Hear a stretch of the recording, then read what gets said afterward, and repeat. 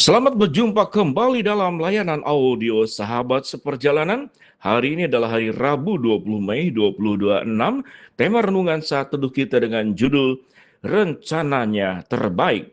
Firman Tuhan terambil dalam Roma 8 ayat 28. Kita tahu sekarang bahwa Allah turut bekerja dalam segala sesuatu untuk mendatangkan kebaikan bagi mereka yang mengasihi Dia, yaitu bagi mereka yang terpanggil sesuai dengan rencana Allah. Mari kita berdoa. Bapa yang di dalam surga, biarlah kami akan belajar kebenaran firman Allah di atas rencana kami. Ada rencana Allah yang terbaik yang harus kami pahami, kami mengerti, dan kami jalani. Dalam nama Tuhan Yesus kami berdoa. Amin. Shalom sahabat seperjalanan yang dikasihi Tuhan. Roma 8 itu adalah pasal tentang Roh Kudus dan pengharapan. Paulus baru mengatakan di dalam ayat 18 dikatakan, penderitaan zaman sekarang tidak dapat dibandingkan dengan kemuliaan yang akan dinyatakan. Kemudian pada ayat 22 sampai 27 berkata, seluruh ciptaan mengerang, berkeluh kesah, dan Roh Kudus ikut merasakan segala kesusahan-kesusahan kita. Mari kita belajar apa yang dikatakan oleh firman Allah. Kita tahu sekarang dalam bahasa Yunani disebut dengan oidamen. Artinya tahu pasti, bukan mudah-mudahan. Ini fakta, bukan perasaan yang disebut dengan oida. Artinya kita tahu, di dalam Tuhan kita tahu pasti, bukan mudah-mudahan, tetapi ini fakta, bukan perasaan, tetapi ini janji yang akan dipenuhi. Lalu firman Tuhan berkata, Tuhan turut bekerja. Dalam bahasa Yunani disebut dengan sinergi. Artinya apa? Bersama Allah bekerja dengan engkau tidak sendirian. Tuhan melibatkan dirinya kepada kehidupanmu di dalam segala hal. Sehingga kata segala sesuatu, panta dalam bahasa Yunani artinya semua tanpa kecuali, termasuk pintu yang tertutup satu-satunya pun dan pintu-pintu lain yang tertutup akan dibukakan. Segala usaha yang gagal akan dibuat menjadi berhasil. Kemudian akan mendatangkan kebaikan untuk orang-orang yang mengasihi Dia. Bahasa Yunani disebut dengan eis agaton. Artinya kebaikan tertinggi, bukan enak dan nyaman seperti manusia, tetapi kebaikan yang memiliki nilai-nilai yang terbaik melebihi segala sesuatu bagi mereka yang mengasihi Dia, yang terpanggil sesuai dengan rencana Allah. Pada bagian ini biarlah kita terus belajar bahwa Allah turut bekerja dalam segala sesuatu, bukan segala sesuatu bekerja. Subjeknya Allah, Dia sutradaranya, Dia adalah yang membuat segala sesuatu menjadi baik. Salah satu ayat yang dikatakan segala sesuatu yang baik itu ada dalam rancangannya. Sehingga tidak hanya berbicara tentang kebaikan-kebaikan menurut pemahaman kita. Manusia seringkali berpikir sesuatu yang baik kalau lancar, tidak ada masalah, tidak ada sakit penyakit, tidak ada persoalan, hidup selalu diberkati, dilimpahkan semua yang baik. Itu adalah pemikiran kita. Namun kita tidak sedang berada di surga.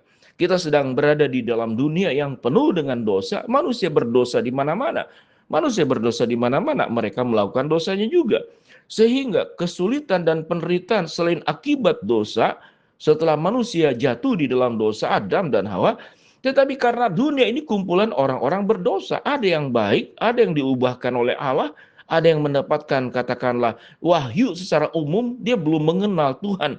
Tapi hati nuraninya dicerahkan oleh Allah untuk berbuat kebaikan. Namun kejahatan terjadi di mana-mana. Keserakahan terjadi di mana-mana. Sehingga yang kaya menjadi makin kaya, yang miskin menjadi makin miskin. Yang kaya, yang berpengaruh bisa membeli hukum. Tetapi orang-orang yang lemah tidak punya perlindungan secara hukum. Karena seringkali hukum ada kaitannya dengan biaya yang harus kita keluarkan. Dengan demikian, sahabat seperjalanan, biarlah kita terus belajar bahwa di dalam segala perkara kesulitan hidup yang kita alami, kita mengulangi ayat ini. Kita tahu sekarang bukan fakta, bukan mudah-mudahan, bukan semoga. Sesuatu yang pasti terjadi, sudah terjadi, dan akan terjadi pertolongan Allah yang bekerja di dalam segala sesuatu. Allah tidak bekerja dalam sebagian hidup kita, tapi Tuhan bekerja di dalam seluruh kehidupan kita untuk mendatangkan kebaikan bagi setiap kita masing-masing. yaitu bagi mereka yang terpanggil sesuai dengan rencana Allah dan yang mengasihi Dia. Dengan kita terus berpaut kepada Allah, maka kita bisa menggambarkan kita seperti ranting yang melekat pada pokoknya. Kita akan berbuah, kita tidak akan kering. Sebagaimana pemazmur pasal pertama, orang yang menanti-nantikan Allah, yang kesukanya adalah Taurat Tuhan, yang merenungkan Taurat itu siang dan malam. Ya, seperti pohon yang ditanam di tepi aliran air, yang menghasilkan buah pada musimnya, yang tidak layu daunnya, apapun yang diperbuatnya akan berhasil. Dengan demikian, kita akan berjuang dalam perjalanan iman agar kita diberi kesabaran, diberi ketabahan, menatap bahwa rencana Allah, rancangan Allah yang terbaik. Kita punya keputusan, kita punya sikap, kita punya pilihan, tapi biarlah keputusan, sikap, dan pilihan kita bertanya kepada Allah, Tuhan, benarkah keputusanku, pilihanku, sikapku sesuai dengan rancanganmu? Kalau tidak sesuai dengan rancangan, sikap, dan pilihan Allah, maka aku akan tanggalkan, aku akan kenakan sikapnya Allah, pilihannya Allah, rencanaannya Allah, keputusannya Allah di dalam setiap hidup kita. Maka firman Tuhan berkata, maka segala sesuatunya akan mendatangkan kebaikan bagi setiap kita masing-masing. Sahabat seperjalanan, rencananya yang terbaik. Biar kita terus belajar mendengar suara Allah, sekalipun memang tidak mudah untuk mendengar suara Allah. Namun tatkala kita hubungan semakin dekat, semakin baik. Tatkala ada persahabatan dua orang, kalau sudah dekat, tidak berbicara pun kita tahu hatinya. Demikian juga, kalau kita sudah dekat melakukan relasi yang intim dengan Allah, selalu setia di dalam mendengarkan firman Allah lewat bacaan Alkitab, yang sudah Tuhan berikan kepada setiap kita masing-masing, yang menuntun, memimpin kita, ingatlah bahwa Tuhan Allah bekerja dalam segala sesuatu untuk mendatangkan kebaikan bagi mereka yang mengasihi Dia, yaitu bagi mereka yang terpanggil sesuai dengan rencana Allah. Tatkala target kita, rencana kita kemudian tidak berjalan semestinya, kita datang kepada Allah. Tuhan, apa maksud dan kehendak Allah? Maka Tuhan akan menyatakan dan kita berjalan bersama dengan Allah di dalam kehendaknya. Ingatlah, kesusahan, penderitaan yang berat ini Tuhan akan ubahkan menjadi perkara-perkara yang indah. Tuhan izinkan perkara-perkara yang kita tidak sukai untuk mendatangkan kebaikan kepada setiap kita masing-masing.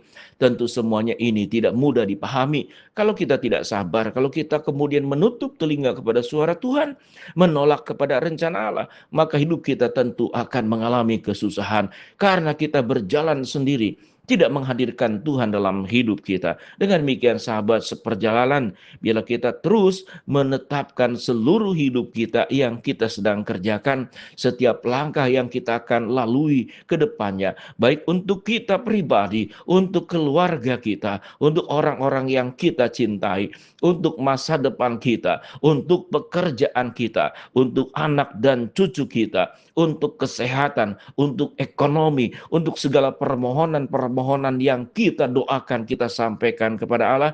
Katakanlah, Tuhan, aku tidak hanya meminta, tapi biarlah rencanamu yang terjadi. Mari kita berdoa. Bapa dalam surga, terima kasih buat kebenaran firman Allah yang kami pelajari. Hamba-Mu berdoa supaya kami bisa memahami rencana Allah. Allah mendatangkan kebaikan di dalam setiap peristiwa yang terjadi dalam hidup kami. Hamba-Mu berdoa yang sakit Tuhan sembuhkan, yang menghadapi masalah Tuhan bukakan jalan, yang sedang berdoa mengharapkan sesuatu, Tuhan kabulkan sesuai dengan waktu dan rencana Tuhan yang terbaik. Di dalam nama Tuhan Yesus kami berdoa.